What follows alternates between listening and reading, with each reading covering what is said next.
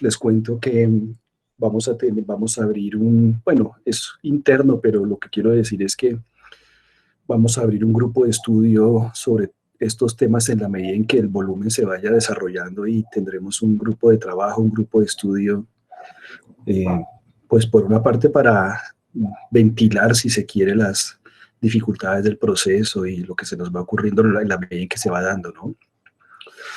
Pensamos que además el proceso de producción del volumen testimonial no solamente ayuda al volumen testimonial, sino que adicionalmente tiene que ver con discusiones más amplias, por ejemplo, sobre lo que significa la apropiación, lo que llaman a veces apropiación social del conocimiento, solo que en este lado pues es sencillamente el conocimiento que produce la comisión y eso también se traduce en la apropiación de los hallazgos de la comisión y pues todos los... Entonces en el mundo de la justicia de transiciones hay una gran discusión sobre, se hace una gran pregunta, ¿no? Es decir, fíjense la paradoja de América Latina, ¿no? Y esta es una discusión que yo personalmente insisto mucho a nivel del continente y pasamos por un procesos gruesos de transiciones políticas, si uno lo considera incluso desde la época en que se hizo el primer informe de desaparecidos en Argentina, la especie de pseudo transición, que no es transición, los que a veces la llaman hasta exitosa, no sé cómo dicen semejante cosa sobre Chile, que fue una transferencia de poder de Pinochet a los políticos que estaban anteriores al mismo Pinochet, incluso se le llaman a eso transición. Bueno, la experiencia de Guatemala, la negociación, El Salvador, el asunto de Perú en el 2001-2002, Colombia. Bueno, la gran pregunta que uno se hace de todo eso es que pensábamos que nosotros estábamos vacunados contra el abuso de poder, por ejemplo, estatal y contra varios abusos de poder. 2 décadas o 3 décadas, incluso eh, donde se ha aplicado toda esta serie de cosas, ¿no? Y mire la terrible paradoja de cómo el continente ha caído como un rodadero en unos escenarios políticos que son totalmente revisionistas, no obstante el lenguaje de los derechos humanos, ¿no? Entonces yo creo que este proyecto también le hace a uno pensar en la medida en que hacer este volumen también implica un diálogo social con gente, con los propios testimoniantes, con las comunidades de donde los testimonios, estos concretos que puedan salir dentro del libro transmedia pueden salir, ¿no? Y lo que significa apropiarse de algo. Porque si bien es cierto el lenguaje transicional y post-transicional de los derechos humanos aparentemente se ha enraizado en la cultura política latinoamericana, al mismo tiempo cohabita con visiones profundamente revisionistas, poniendo incluso en tela de juicio la noción misma de apropiación de eso. Y hay una discusión latinoamericana que estamos impulsando pues en torno a eso, ¿no? De los últimos años hemos, insisto, resbalado dentro de situaciones y argumentos incluso dictatoriales, como ustedes saben. Así que hay un gran debate, por ahí llegó Castriel, hay un gran debate sobre la apropiación de eso y hay otros elementos, ¿no? Sobre dimensiones de lo que significa construcción de paz. Yo me atrevería a decir que el mismo proceso de investigación para el volumen es al mismo tiempo, si se quiere, pues no voy a llamarle modelo, pero es una opción tratando de indagar lo que significa construir paz en pequeña escala, ¿no? Juntando precisamente relato, transhumancia, itinerancia, lenguaje y muchas cosas, ¿no? En la medida en que el volumen también no solamente gira en torno a las resonancias de los eventos, digamos, los traumáticos o los eventos de violencia, sino que además también se centra, como yo les conté al comienzo, en una parte importante, que no es sencilla, pero es muy importante, en los proyectos de futuro que comunidades concretas y pequeñas tienen para reconstruir, ¿no? Las vidas o para construir la vida y el sentido de las cosas desde el mundo de la propia herida. Así que bueno, esas algunas pequeñas reflexiones sobre eso en el día de hoy. Entonces quisiera hacer solamente unos comentarios y quisiera mostrar unas fotografías también alrededor del texto que aparece ahí sobre sobre Miller Mohawk, que aparece en uno de los textos, que voy a resumirlo muy brevemente, y solamente quisiera ponerle fotos a ese documento. No sé si les voy a contar un poco la historia, tuvieron la oportunidad de leerlo. El texto tiene que ver sobre las condiciones de audibilidad, es decir, haciendo algo que habíamos mencionado, que todo testimonio en todo caso, y por testimonio vuelvo, insisto, y hoy esa pregunta se vuelve importante. Testimonio para mí es una articulación de la experiencia, ¿sí? Y, y esa articulación de la experiencia, pues, en el seno de la comisión y en el seno, sobre todo, de esos mecanismos transicionales, pues gira mucho en torno a la palabra hablada, ¿no?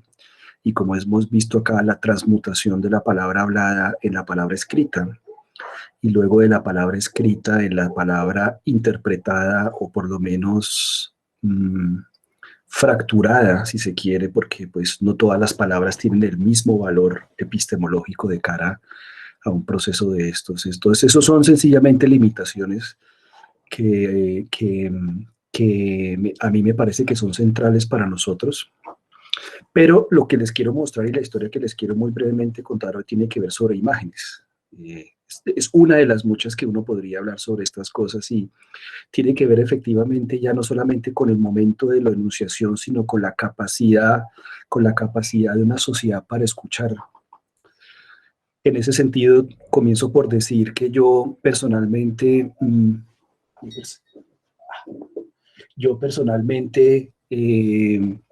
me distancio mucho de esta frase, que escucho muchísimo, que además es de muy buena voluntad.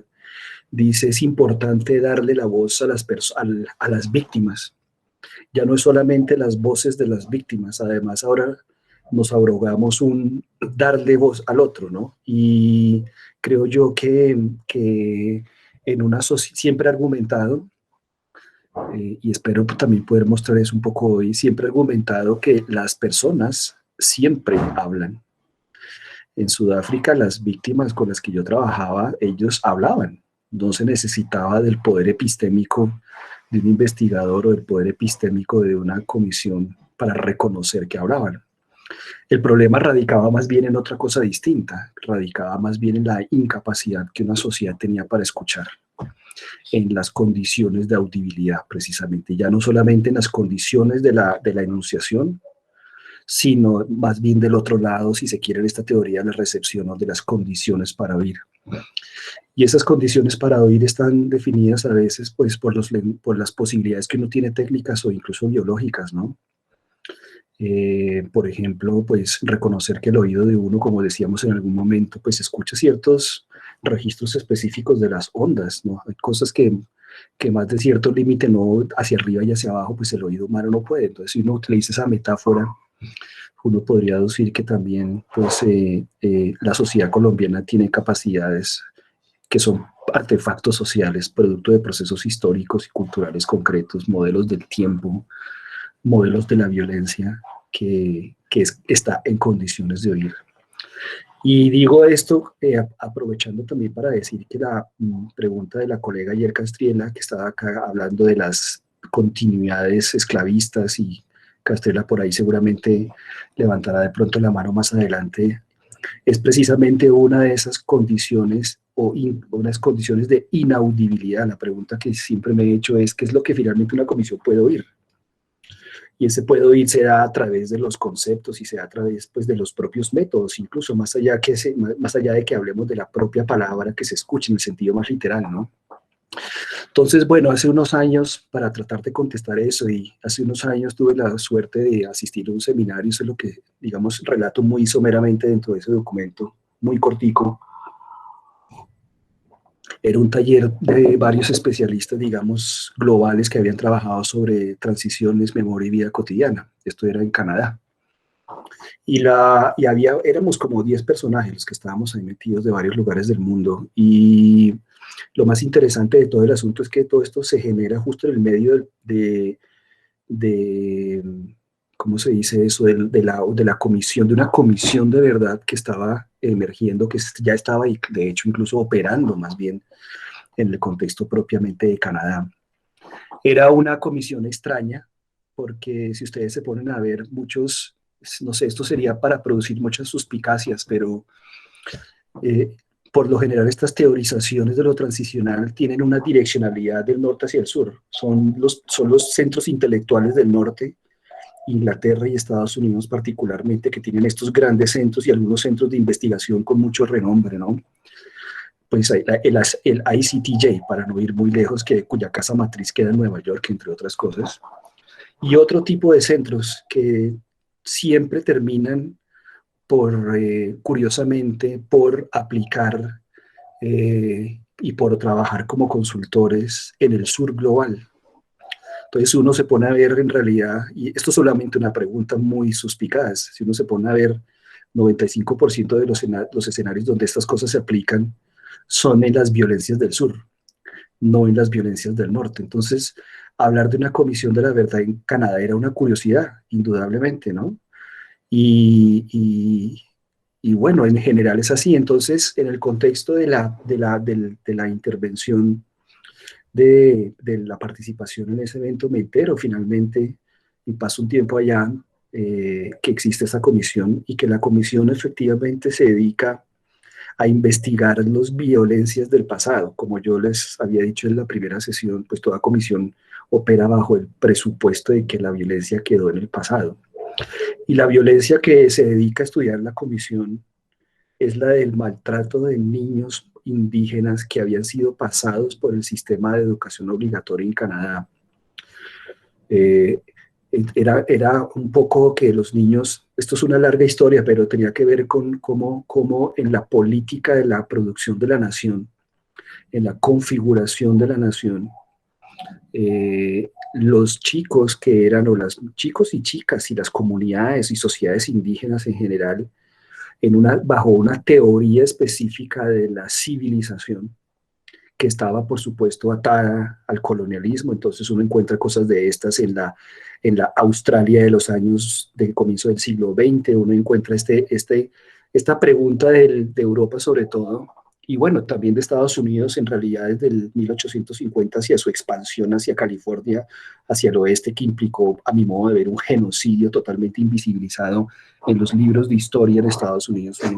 Yo pasé parte de mi bachillerato por allá y jamás estudié indígenas en el colegio. Eso no existe. Entonces, hay una gran pregunta sobre esa violencia que no existe. Entonces, lo que había en Canadá era que niños indígenas, producto de una teoría específica de cómo civilizar al salvaje, hay esencialmente, cuando uno estudia los modelos coloniales, hay esencialmente dos modos concretos de civilizar los salvajes, y esto por supuesto lo pongo entre comillas.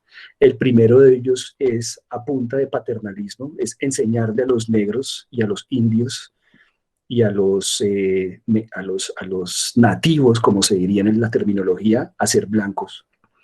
Y aquí en América Latina pasó lo mismo, ¿no? En las escuelas y todo, y eso implicaba reeducar a los niños, efectivamente, dentro de la lógica del blanqueamiento, no solamente del cuerpo, sino de su propio lenguaje y todo. Entonces, tanto en Australia como en Canadá, como en Sudáfrica también, todas curiosamente colonias, excolonias inglesas, se pasaban los niños pues por estos colegios para blanquearlos, ¿no? Se les cambiaba la ropa, en Australia se llama la generación perdida, y los términos que se utilizan para hablar de estos chicos eran los mixed, los muchachos o los niños mezclados.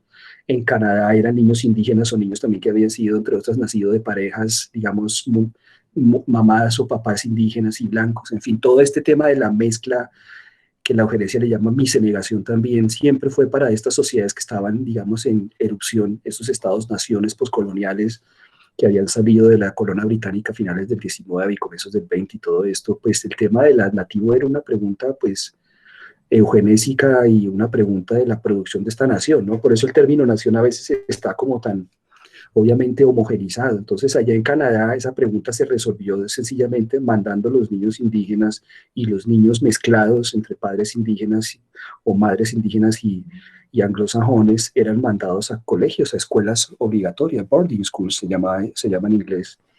Eran escuelas obligatorias. Y eso es una práctica que se hizo desde comienzos del siglo XX hasta entrados los años, hasta si no estoy mal, 60 o 70 del siglo XX. Entonces es una, entre comillas, tradición pedagógica blanquear los niños indígenas. Entonces, pues eso es toda una, insisto que eso es toda una larga historia sobre una violencia que produjo el Estado-Nación y que curiosamente es totalmente invisible para estas lecturas de retrospectivas del pasado que llamamos comisiones de verdad, ¿no? Solo en Canadá vi eso, no sé si de pronto en Nueva Zelanda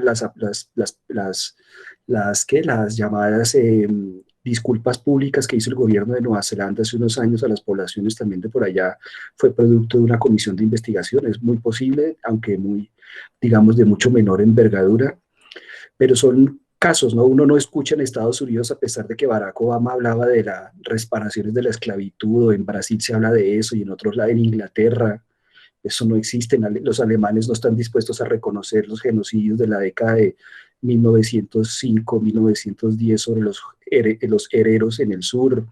Los ingleses no están dispuestos a reconocer sus propios genocidios en Zambia, Kenia y Tanzania. Los belgas no están dispuestos a reconocer los 9 millones de africanos que murieron en la construcción del tren del Congo entre 1890 y 1920, que le costó la vida a 9 millones de africanos a punta de golpes y de hambre. Por eso decía yo un poco de qué cosa tan curiosa que estos ejercicios comisionales que reconocen violencias del pasado solamente se hacen en el sur global y por alguna razón que es fundamentalmente epistemológica, diría yo, / política. Yo personalmente pienso que la episteme y la epistemología y la política están entrelazadas, por lo menos en estas cosas. No aparecen. Entonces, se arma en Canadá se arma esta comisión que se encarga de estudiar la única violencia que el Estado canadiense, que se autodenomina un Estado centrado en la paz mundial, curiosamente, un Estado que lo que hace es exportar bluebirds, se dice en inglés, cascos azules. Ustedes conocerán la historia, por supuesto, de Dallaire, el coronel Dallaire, que fue quien mantuvo allá en Ruanda, tratando de frenar la andanada de los ¿cómo es que se llama? Es que esa palabra no me acuerdo cómo se dice realmente, de los, llamémoslo así, paramilitares hutus, justo antes del genocidio en el año 93-94, ¿no? Y que él trató de, digamos, de contener eso y terminó finalmente cediendo, pues porque Naciones Unidas nunca quiso reconocer que ahí había un genocidio en proceso por tecnicismos y políticas de Naciones Unidas. Entonces Canadá siempre, el coronel Dallaire y Canadá, el lugar pacífico, ¿sí? Canadá, en fin, todo este imaginario que hay alrededor de todo eso, pues por presiones obviamente de movimientos indígenas y lo que llamaban pues todos estos movimientos de genocidio indígena que hay también allá en el norte del país, pues no conozco muy bien la genealogía de la comisión, pero lo que sí es cierto es que se ponen a indagar qué pasó en esas famosas escuelas, para mostrar escuelas que eran, entre otras cosas, como pasó en América y pasó en otros lados, administradas por curas. No recuerdo muy bien la denominación, de todos modos, parece que son varias denominaciones de todos modos, y comienza este proceso comisional bajo el argumento de que la verdad y la elucidación de la verdad nos libera. Recuerden que hoy voy a ser un poco escéptico en cosas, así que me disculpan de antemano varias cosas que vaya a decir. Recuerden que yo al comienzo de estas conversas yo dije que uno de los presupuestos de todo esto era que, además de que el pasado quedaba atrás, el otro gran presupuesto es que la enunciación del mal, del daño, libera. Libera a la víctima de su dolor, libera supuestamente al responsable de su responsabilidad, libera, a veces digo yo, libera del pecado, libera del trauma, libera del mal. Hay una visión teológica detrás de todo esto, ¿no? Que entre otras cosas, en Sudáfrica, en la Comisión de la Verdad, había una pancarta en las audiencias que decía "Truth will set you free", la verdad te liberará, pero esa verdad es una verdad que se denuncia públicamente, fundamentalmente, ¿no? Entonces ahí hay unas cosas fascinantes, pues que no me quiero meter ahora, pero son absolutamente fascinantes, de la teología de la reconciliación y el modelo del tiempo y el daño que hay detrás de todas estas cosas que son fundamentalmente judeocristianos, diría yo. Entonces, bajo ese mismo principio, el gobierno de Canadá instaura la comisión y comienza a indagar sobre lo que pasó, pues porque habían llegado muchas acusaciones de curas que habían sido violadores de chicos, ¿no? Y efectivamente se ponen a buscar en eso bajo el mismo principio, siendo instituciones religiosas, paradójicamente, bajo estos principios también religiosos de enfrentar el futuro. Y comienzan a encontrar cosas y comienzan a encontrar que fueron décadas y décadas y décadas de abusos sistemáticos. Y le dicen a esta persona, a Miller, Lanny Hacks, le dicen que su madre era Mohawk y su papá era anglosajón. Una de las cosas que a mí más me impresionó, que para mí es muy, pues esto ya es una cosa muy personal, conocí a muchos líderes, llamémoslo así, Mohawk indígenas en Canadá, en Victoria, que eran más blancos que el estereotipo indígena que uno está acostumbrado. Y hay una especie de movimiento intelectual muy fuerte allá de hombres y mujeres que son producto de encuentros y mezclas, digamos, entre comillas, raciales entre hombres y mujeres que eran, insisto, anglosajones e indígenas, pero que parte de su recuperación de sí mismos es muy interesante. Implica reaprender las lenguas que ellos nunca aprendieron. Es, y porque parte de esa, entre comillas, miscegenación racial, como dirían los nazis, parte de esa mezcla racial y cultural tiene como primera víctima, sucedió en Sudáfrica, sucedió en Australia y sucedió en Canadá. Son sociedades que pierden sus lenguas y por lo tanto pierden también sus memorias. Entonces hay unos movimientos de intelectuales indígenas que no son productos de la autenticidad, entre comillas, de una relación consanguínea de sangre, que son más bien producto de una mezcla que tiene que ver entre las mezclas entre el colonizador y los colonizados en algún momento. Y parte del asunto comienza por reaprender a sí mismos la lengua. Entonces uno veía a estos personajes que en un momento de sus vidas deciden aprender la lengua de su mamá, por ejemplo, en el caso de uno de los amigos con los que nos encontramos en ese evento, ¿no? Y me parece que eso es absolutamente fascinante. Aquí en Colombia me hace pensar en comunidades indígenas que no tienen lenguas. En Sudáfrica me hace pensar en las comunidades de mestizos que allá llaman colorados, colors, que son producto del mestizaje entre holandeses y gente que venía del sur de la India, de Kerala o de Ceilón, que terminaron atravesando el Pacífico y el Índico por ser esclavos. En Australia también son grupos humanos que son producto de la mezcla colonial y que han perdido, digamos, entre comillas, una serie de relaciones con sus orígenes también, entre comillas, y que después esa ausencia y esa pérdida y ese vacío se convierte en un proyecto político. Eso es muy interesante en esos países. Bueno, entonces aquí en Canadá pasó algo muy similar.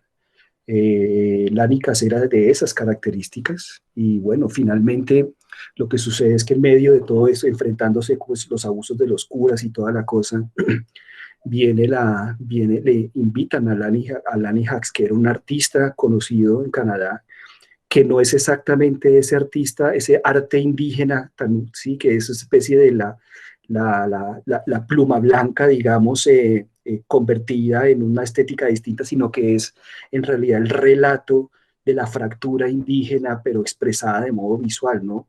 Cuando uno va, asiste a esas exhibiciones a veces de arte indígenas por allá en esas partes del mundo, pues hay una cierta exotización de la pluma y el piel roja y todas estas cosas detrás de eso, y eso vende muy bien, ¿no? Ese arte exotizando el indio que se porta bien, vende muy bien, pero el indio emputado por ser indio medio camino entre blanco e indio, que no sabe cómo habitar precisamente esa fisura, esa es una forma de arte que él representaba. Entonces él tenía una imagen, digamos, en ese sentido, ¿no?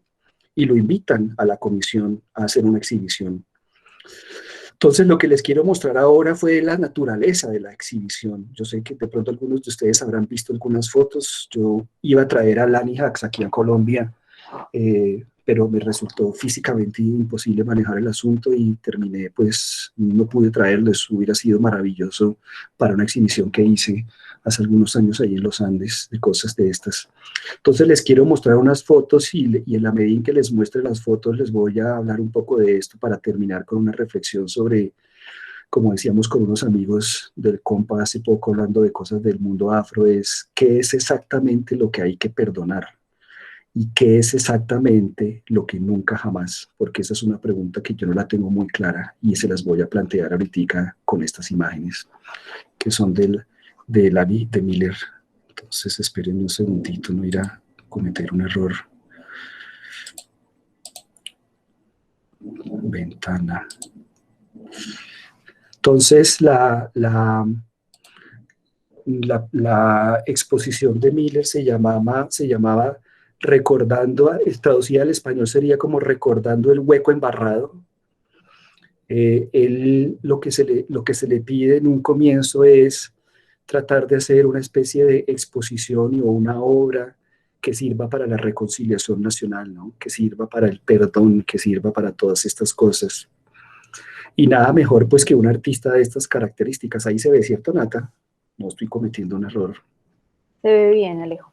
Listo, gracias. Entonces, estas son las mismas fotos que él me mandó para la exhibición que finalmente no pudimos realizar.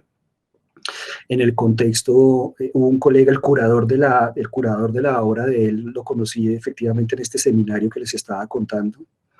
Yo en el documento que escribí sencillamente es un relato etnográfico de qué quiere decir ver fotos de violencia. O sea, para mí eso es una discusión monumental, no solamente que gira en torno al tema de la representación, cómo se representa la violencia desde los momentos digamos, desde los momentos de mi interés y mi obsesión. Incluso yo confieso que tuve una época hacia el año 2001 que estaba completamente absorbido por el tema del Holocausto durante un buen tiempo y donde leí todo lo que pude leer. Y ahí en el centro del Holocausto es muy claro el problema y la complejidad de la representación, ¿no? Es decir, hay gente que dice, por ejemplo, que cualquier intento de representar de cualquier forma literaria o visualmente el Holocausto es de por sí un acto de violencia que se repite. Hay otros que decimos que la representación es imposible de evadir. Bueno, de hecho el volumen testimonial de la comisión es una forma de representación de la violencia, pero se sitúa en unos lugares específicos de la enunciación y la escucha. En fin, hay toda una discusión para aquellos que hemos estudiado, como digamos, esos dispositivos de representación y de circulación. Por eso la sesión termina mañana con el tema de la circulación. Hemos estado pues muy preocupados por eso, ¿no? De cómo se representa el asunto. Entonces a él le dicen, haga una obra en función de la reconciliación. Más o menos esta es la invitación del gobierno canadiense y de los curas.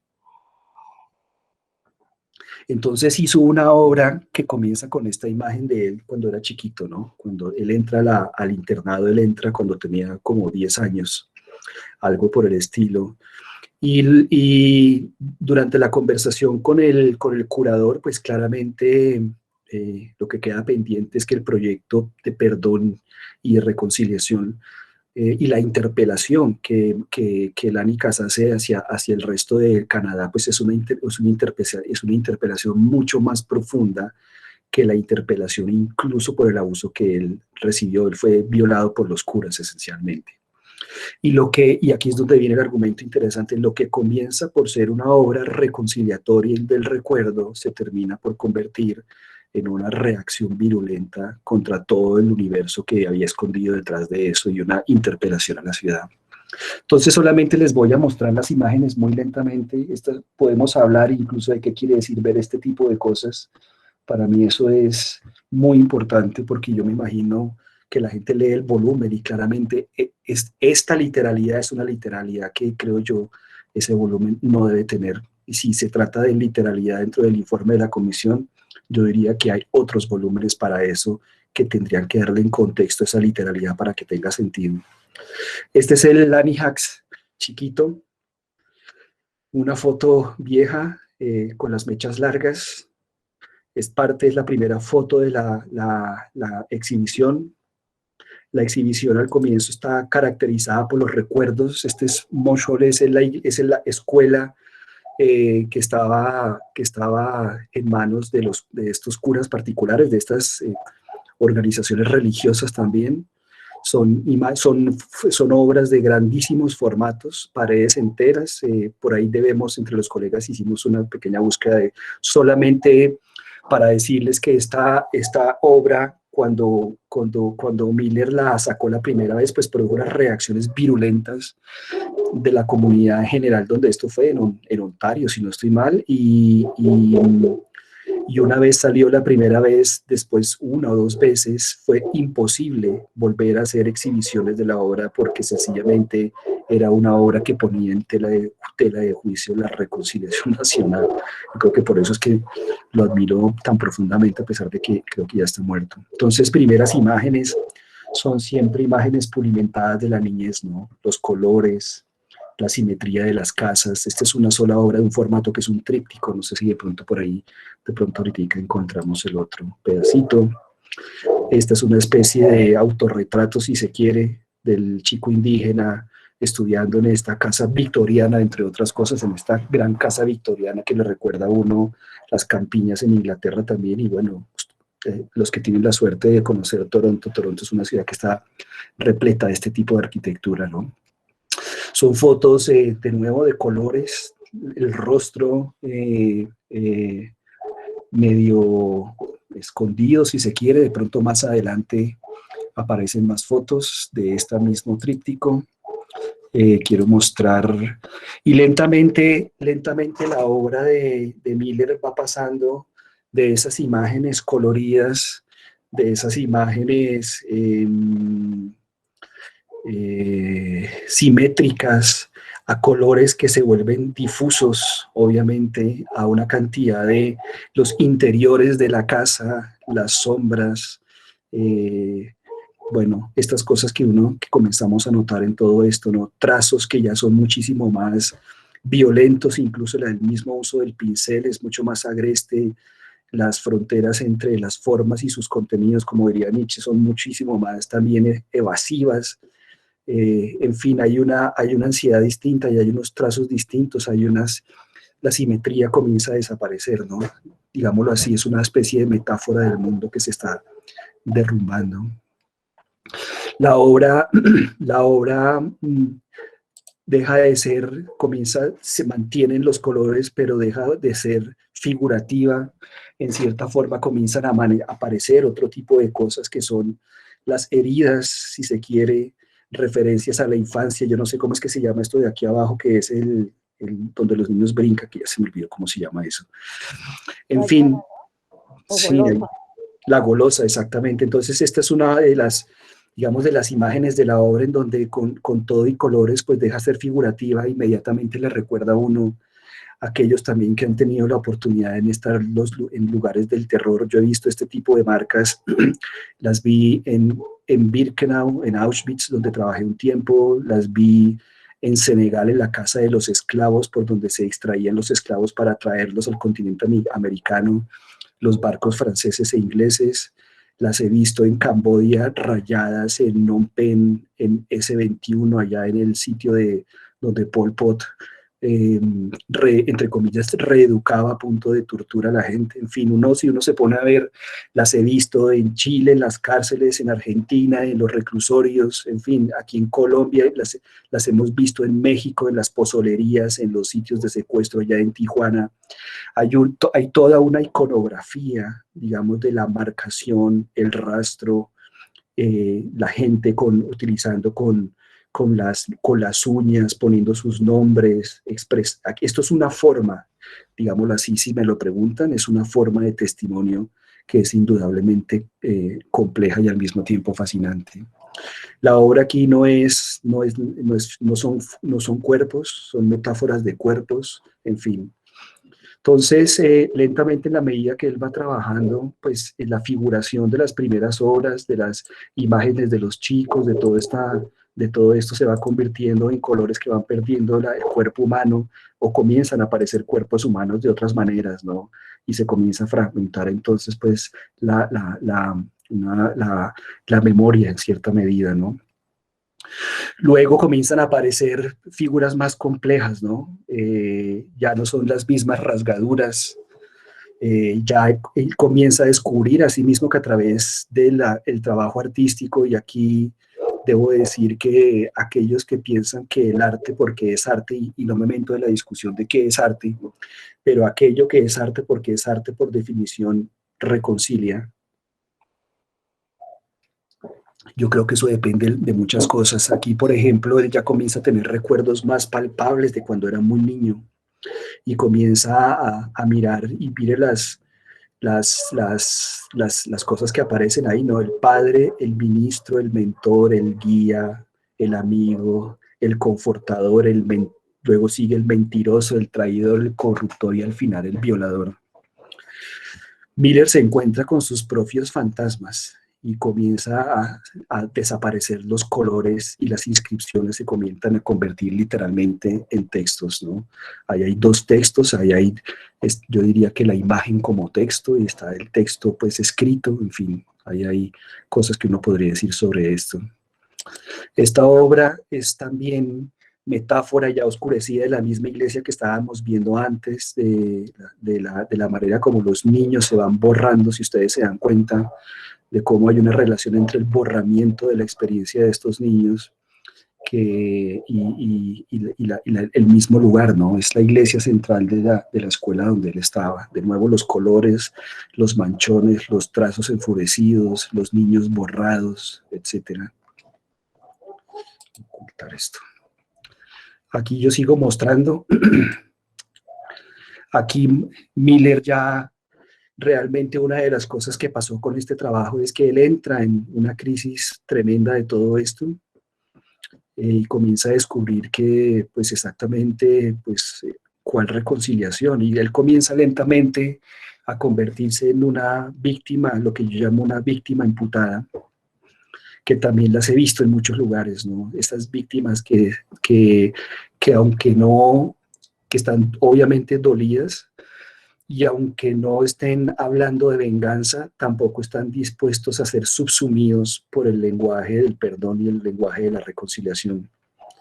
El texto visual termina, o las imágenes visuales terminan por convertirse en imágenes de textos, en poemas que no se alcanzan a leer ahora, en autorretratos, en fin, cosas, manchones, degradaciones de la existencia, en fin. Es un pequeño, si se quiere, caída dentro del inframundo, pues, de Dante, si se quiere, incluso, ¿no? Referencias para aquellos que les interesa, por supuesto, el tema del Holocausto, pues esto es una especie de símil, si se quiere, de esta relación en que esta es una foto muy compleja también, es una foto que no solamente representa a los chicos que estaban, digamos, indígenas, que estaban en el colegio, en las escuelas permanentes, sino que también inmediatamente evoca, por supuesto, los niños también en el África muriéndose del hambre y las fotografías y las imágenes que ustedes yo creo han visto del Holocausto. Ya hay una serie de estas, una película que yo recomiendo para estas cosas que se llama Memory of the Genocide, Memory of Auschwitz, ya no me acuerdo, y son las primeras imágenes que tomaron los ingleses cuando entraron a Bergen-Belsen. Pues cuando uno ve esta imagen, ese video de hecho se me perdió, cuando uno ve esta imagen, pues la interconexión que hay aquí entre diversas formas de violencia, ¿no? Porque el Holocausto es una cosa, los niños de las hambrunas en el África, inmediatamente yo me acuerdo del Congo belga y de la hambruna que pasaron los africanos construyendo, insisto, el tren del Congo que nunca llegó a ningún lado a finales del siglo XIX, y ahora pues estas referencias que están específicamente centradas en los niños de estas escuelas obligatorias, ¿no? Son imágenes, autorretratos incluso, que yo creo que están ahí puestas. Ya en este punto Miller ya había desaparecido la figuración, y ya comienza ¿cuál es la historia que yo debo contar, ¿no? ¿Cuál es la historia que hay que contar acá? ¿Qué quiere decir la historia de encontrarme con mi propio pasado, ¿no? Y él comienza, ahí aparece su propia firma, Laicas, y Miller diciéndose a sí mismo, esta es mi historia, y miren todos los, de nuevo, manchones, cosas. Es una caída tremenda a la oscuridad realmente. Yo creo que eso es una cosa que nunca se imaginaron. Voy a seguir pasando, sino que voy a correr acá un poco estas cosas. Esta es la imagen quizás más impresionante de todo. Tengo un libro, de hecho, que nunca terminé, que se llamaba precisamente El acto de testimoniar, y yo quería que esta fuera la portada del libro. Lo que pasa fue que nunca terminé el libro, pero esta ya es una visión del chiquito, ¿no? No voy a decir mucho eso, pero para mí es la imagen más impresionante de toda la selección. Si alguien quiere volver a ver, por favor, me avisa cualquier cosa. Las mismas metamorfosis del grito. Hay varios Edvard Munch dentro de la obra, como como el anterior. Yo diría que el anterior es una forma de esta imagen del ser humano, por supuesto, en la desesperación. Hay varios como este. Aquí hay otro también. Las orejas tapadas, en fin. Solo voy a ir mostrando. Aquí están si ustedes ven acá, está la cédula de identidad del hombre en una especie de encuadre ahí detrás, ¿no? Ya las acusaciones y las cosas eran más directas, las referencias demoníacas eran ya tremendas. Estamos hablando del 2003, qué barbaridad. Una referencia a otro tipo de grito. Este sí es una referencia evidente a la obra de Munch. Y obviamente con estos flecos visuales que inmediatamente le acuerdan a uno, por supuesto, para un artista de Van Gogh y toda esta especie de mundo fluido en esos trazos, ¿no? Pero esto pues es una metáfora de otra cosa. De nuevo ya es las imágenes visuales, los cuerpos, los niños, en fin, la iglesia, la calavera. Entonces esto es un viaje tremendo, y hay de todo. Quiero pasar esto con mucha tranquilidad porque no quiero respetar estas obras. El contexto de esto es muy importante. Estas obras no se pueden ver sin contexto. Esta pues es una obra que hace parte, digamos, del comienzo de la exposición. Entonces, bueno, voy a quitar las cosas de la pantalla en los cuadros para, si alguien quiere volver, este es el momento para decirme si alguien quiere ver otra vez algo, lo podemos hacer. Por supuesto, la presentación que hizo la presentación que hizo el curador fue tremenda porque él realmente fue como a presentar las obras y a decir que pues había pasado esto en la comisión. Y pues yo le hice una crítica muy dura, ¿no? Porque yo le decía, pucha, pasar esto sin contexto es muy berraco, ¿no? Centrarse solamente en el tema propiamente, digámoslo así, estético, es imposible. Y generó una discusión muy interesante, ¿no? De cuál es la intermediación para ver materiales, cuál es la intermediación para ver y leer materiales que son de una violencia tan gráfica, ¿no? Y creo yo que, bueno, de ahí salieron muchas cosas, ¿no? Pero cuando aparece la obra que yo les conté que se hizo una exhibición, después ellos intentaron hacer, por eso los quería traer a Colombia, ellos intentaron hacer esas exhibiciones en el otro lado y las galerías se cerraron todas, no los volvieron a invitar a ninguna parte, y la razón era que uno, pues era una obra que era contestataria del lenguaje reconciliatorio de la comisión. Dos, los canadienses no querían derrumbar su propia mitología de la sociedad pacífica que no había liquidado indígenas y que los había incluso incorporado. De hecho, la universidad donde estuvimos haciendo este taller era allá al occidente, ¿cómo se llama? En esa ciudad tan bonita con la montaña así y el océano. Se me olvidó, una de las ciudades más bellas del mundo, yo creo.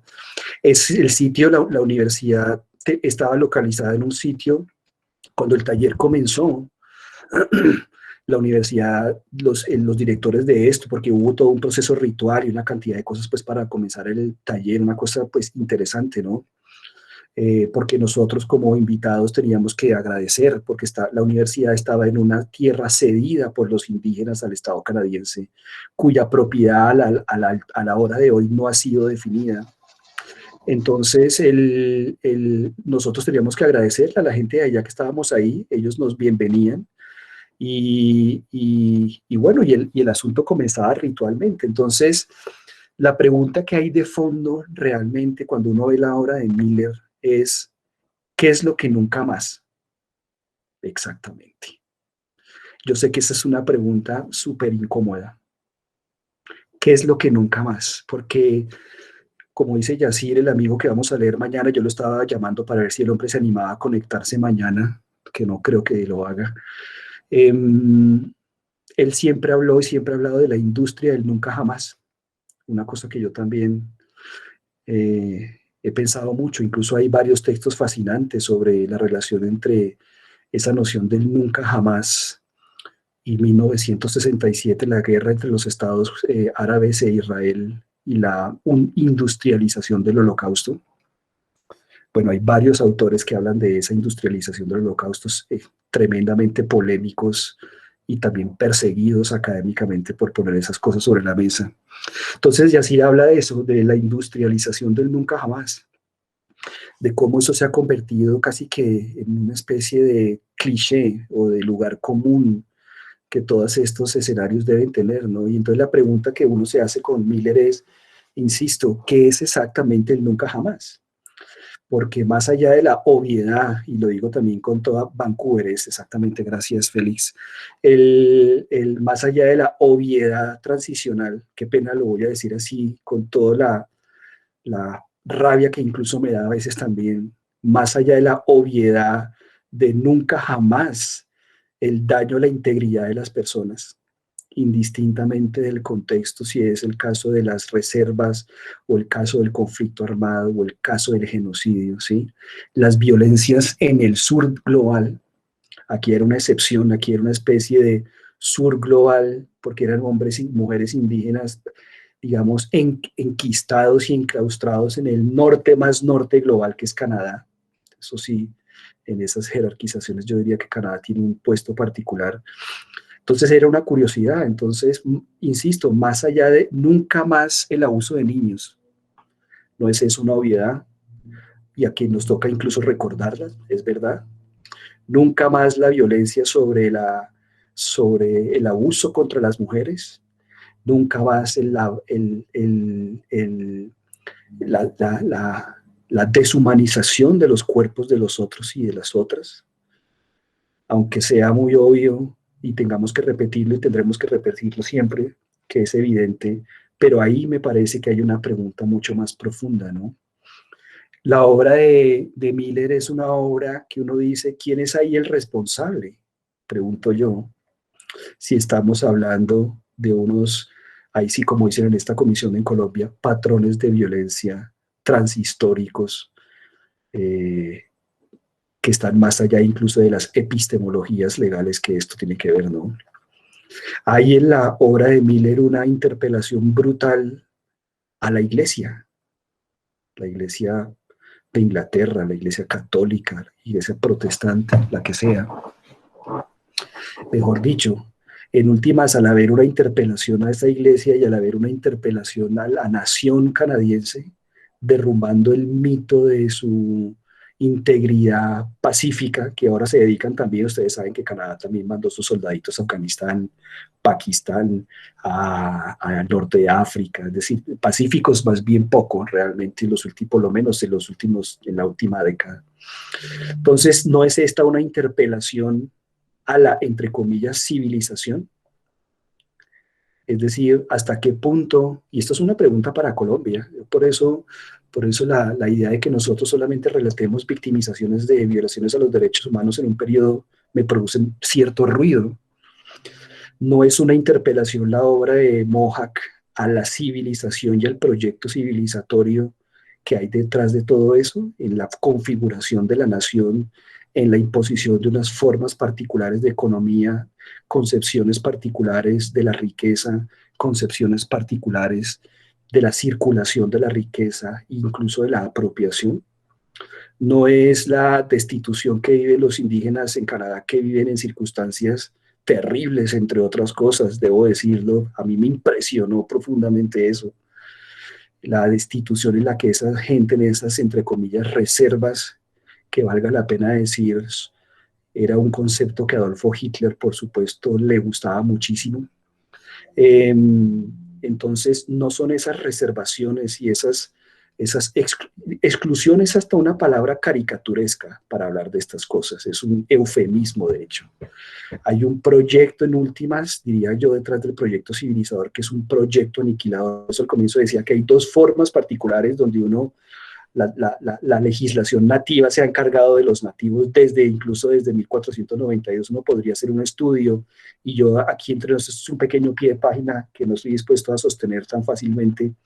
Yo creo que la justicia transicional es un capítulo adicional de la administración nativa, así de sencillo, del control de la violencia nativa en contextos muy diversos de colonialismo e imperialismos distintos. Entonces, si aquí en la obra de Miller hay una interpelación a esa nación, como si es una nación que se derrumba ante la evidencia de que mantuvo una serie de violencias en secreto, pero que, como pasa en muchos casos, no son tan secretas. Seguramente mucha gente sabía y sencillamente se había mantenido a oscuras, sencillamente pues porque eran parte del proyecto civilizatorio. Entonces vuelvo y pregunto, ¿nunca jamás qué? ¿Nunca jamás lo de Miller? Claro, pucha. Pero ¿qué nunca jamás también? Si no es también una interpelación a las violencias de la civilización. Porque en la experiencia de Miller y de los indígenas allá de las reservaciones, la configuración del Estado-Nación en Canadá es paralelo, como diría Agamben también, entre otras cosas, es paralelo a la exclusión y a la liquidación radical de aquellos que no cabían dentro de ese modelo de sociedad, y cuya única forma de poder ser incluidos dentro de esa unidad de la nación es a través de la exclusión. Es el argumento de Agamben en alguno de sus libros. Es un poco la poría de la emergencia y del derecho, ¿no? De que aquello que en condiciones de emergencia es posible solamente a través de su exclusión, incluso legal, ¿no? Y para eso todos estos contextos tienen una gran cantidad de leyes que precisamente buscan administrar. En Canadá y en Sudáfrica el apartheid era un conjunto de leyes que buscaban excluir de la civilización, entre comillas, la civilización blanca europea, etcétera, como uno quiera llamar, pues a una cantidad de gente que no había sido logrado domesticar por vía de la educación, como acá, sino que había tenido en muchos casos que haber sido violentados para poder domesticarlos. Entonces aquí en estos proyectos hay un balance fascinante y complejo entre educación y violencia, ¿no? Yo creo que para los torturadores la tortura y la violencia es una forma de pedagogía, como para algunos proyectos de nación. La única forma de enseñarle al nativo a portarse como un nativo blanco bien portado si no era a través del colegio, era a través de la violencia específicamente, de la más literal. Entonces, bueno, yo quería dejar como esa pregunta en el aire, ¿no? Porque cuando nosotros hablamos y qué pena ya con Colombia, de los mundos afros y de los mundos indígenas, yo me pregunto cuál es el relato de esta producción del Estado y producción de la nación. Y yo digo que cuando uno lee la violencia en Colombia en una perspectiva más histórica, aquí peco de ser también decir eso, y es que la violencia del conflicto armado es un capítulo adicional dentro de esa larga historia de formaciones sociales, económicas, de apropiaciones de territorios, de definiciones de la riqueza, de relaciones entre comillas con los entre comillas nativos, en fin. Y los tiempos comisionales se rompen con eso. Y yo creo que la pregunta de Miller sobre qué es, la pregunta de Miller yo sencillamente me la hago soy yo, digamos, a raíz de la obra de él, ¿no? Y yo digo, si uno ve el Pacífico, uno ve las regiones del país de los mundos afros, negros, raizales, palenqueros, indígenas, me queda la duda del mundo rom de todos modos, pero ¿qué es lo que nunca más? ¿Qué es lo que desde el relato indígena y del Pacífico nunca más tiene que decirse la Colombia? Exactamente. No más abuso de la integridad de los cuerpos en el contexto del conflicto armado. Yo creo que eso no hay que decirlo demasiadas veces para su obviedad si tengamos que repetirlo, y tendremos que repetirlo miles de veces. Pero es que la codificación de ese nunca más a través de esos maltratos a la integridad corporal situados en el tiempo y en el espacio, hay muchas otras responsabilidades que efectivamente quedan por fuera de ese archivo. Por eso yo digo que la pregunta que yo me hago y la pregunta que Miller se hace y la pregunta de la interpelación que yo le hacía a su propio curador también tenía que ver con el hecho de que obras como la de él y relatos como los mundos afrocolombianos, intuiría yo, los mundos indígenas, son fundamentalmente, en principio, podrían ser más bien profundamente críticos de ese nunca más que se ha vuelto una industria de la que viven los consultores y de la que vive muchísima gente, entre otras. Con todo y que con eso no le queremos quitar, por supuesto, la dimensión importante y moral a todo eso. Yo solamente me hago las preguntas que a nadie le gusta hacerse y a mí me parece que nosotros debemos hacernos esas preguntas también, ¿no? En Sudáfrica, después del proceso transicional, claro, todo el mundo decía, nunca más el apartheid. O sea, tiene que ser un neonazi o un revisionista, que los hay, bastantes, por cierto, un nazi o un revisionista para decir que el apartheid era una buena idea, pero mal aplicada. Eso decían, pues, eso decían los nazis también. Entonces, la pregunta después del apartheid es nunca más el apartheid, nunca más ese crimen contra la humanidad, nunca más la tortura, nunca más el asesinato, nunca más la desaparición, todo eso. Pero el apartheid, ¿qué era? Si no era sencillamente una solución de continuidad de prácticas efectivamente de apropiación del espacio, de definición de los sujetos, de corporalización, si se quiere, que eran constitutivas del propio sistema colonial. Allá la conexión era mucho más clara, porque cuando los ingleses se largan de Sudáfrica y entregan eso a los blancos de allá, le estaban endosando el sistema colonial a las élites locales que también eran blancas, o sea que la continuidad se hizo evidente y después se fundamentó un régimen en el 47 que se llamó apartheid, que en principio es una mezcla del inglés y el holandés, que quiere, si uno traduce esa palabra, querría decir separatividad, como diría Eric Fromm, o separatidad, es un sustantivo, entonces, nunca más qué, nunca más las condiciones que permitieron el apartheid, pero esas condiciones son parte del proyecto civilizatorio. Entonces, cuando el informe de la Comisión de la Verdad sale y dice que hay 22.000 víctimas del apartheid, pues claro, la definición de víctima que ellos usaban estaba girando en torno a obviamente a la responsabilidad del Estado, en particular en la comisión de una serie de crímenes concretos que giraban efectivamente en torno a la integridad del cuerpo de activistas políticos fundamentalmente, aquellos que estaban metidos, y todas las otras dimensiones estructurales. Para decirles no más que entre el año 47 y 50 hubo más de 4 o 5 millones de desplazados forzados por efecto de la ingeniería social que hubo en ese país. El problema con eso, tenía miles de problemas eso, ¿no? Eso era irresarcible, decían algunos. Y el problema con esos desplazamientos es que inmediatamente los conectaba con un pasado colonial sobre el cual la transición no tenía absolutamente ningún interés en destapar.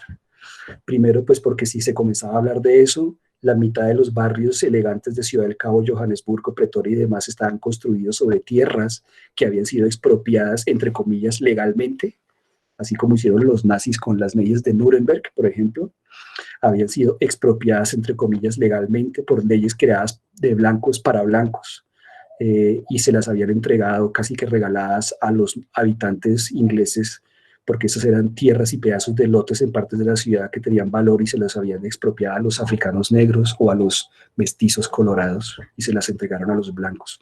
Centros comerciales ahí hay hoy en día, barrios elegantes, bueno, el dinero de Sudáfrica está ahí. Entonces, termino diciendo que yo creo que la obra de Miller es una interpelación a la idea de civilización, es una interpelación a la idea vacía de que el Estado es la encarnación del orden, por ejemplo, una especie de mito sobre el que, es tremendo eso, pero es una especie de mito fundacional de todo esto, ¿no? De que el Estado es, digamos, la vacunación contra la violencia. Miller lo que nos muestra es que el Estado está constituido por violencia. Miller nos muestra que no existe tal cosa como la ausencia del Estado, sino que, entre comillas, lo que hay son un montón de prácticas de estatalización que incluso lo que parece ausencia en realidad es una forma muy clara de gobierno a través de esa ausencia, ¿no? Yo creo que en Colombia está pasando eso. En Colombia hoy en día hay una especie de, utilizando la palabra de Foucault, hay una especie de gubernamentalidad por terror, un Estado que parece que no estuviera en una gran cantidad de regiones y que dice, no, es que esos son esos manes que se están matando por allá, y en realidad su forma de administrar eso es sencillamente haciéndose el de la vista gorda y mirando para otro lado, pero eso es una forma de gubernamentalidad, eso no es, eso es un modo de organización de la sociedad. Entonces Miller cuestiona ese mito del Estado. Miller, diría yo, también nos habla de temporalidades en esas violencias que la violencia de que él experimentó, pues es una violencia que tiene que ver con el abuso sexual de menores, ¿no? De niños. Incluso la palabra menor, pues más allá de que sea legal, pues es también un eufemismo a la hora de la verdad cuando hablamos de ciertas experiencias vitales, ¿no? Pero ahí lo que hay es una relación complicada del Estado canadiense con todo eso, de su mito racionalizador, ¿no? De su mito legalista incluso. Y me parece que esas son preguntas fundamentales, porque en última instancia, y con esto termino, las transiciones son reinscripciones de ese propio Estado.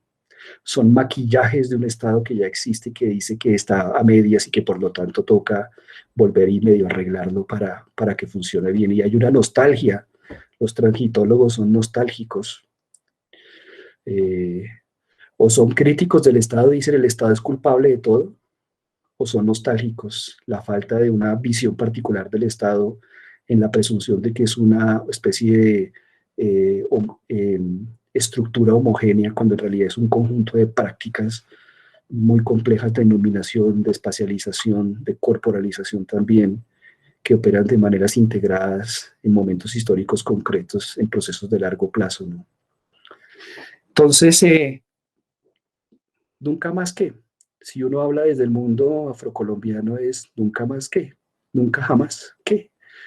Si uno habla, si el relato indígena, pregunto yo para las colegas y colegas que están aquí de la dirección, me pregunto yo de cuál es ese, cómo es esa narrativa desde el mundo indígena y desde el mundo afro, o la narrativa es solamente la narrativa de la política y las, ¿cómo decirlo?, de las ampliaciones de la democracia. Ese es el relato que sale desde allá. O hay un relato distinto, histórico, que seguramente se intersecta con ese relato centrado en lo político en términos institucionales tradicionales. ¿Cuál es ese otro relato? ¿Cómo se narra esa historia desde las zonas amazónicas o desde el Pacífico, ¿no? Desde los mundos afros y de los mundos indígenas? ¿Cuál es ese nunca jamás? A mí me queda esa pregunta muy grande. Y este volumen, diría yo, ojalá pudiera decir algo sobre esto. Ojalá. Yo pienso que si no se dice, algunos le llamamos a esos violencias sistémicas o violencias estructurales que no giran en torno o exclusivamente a la integridad del cuerpo, o por lo menos se leen otras formas de violencia, porque el hambre también histórica y crónica es una forma de violencia contra la integridad de los cuerpos, indistintamente de que se normalice. Yo creo que ahí hay algo que decir, y las comisiones de la verdad en eso han sido muy cobardes, debo decirlo con toda franqueza. Y con eso termino, Natalia, para no excederme.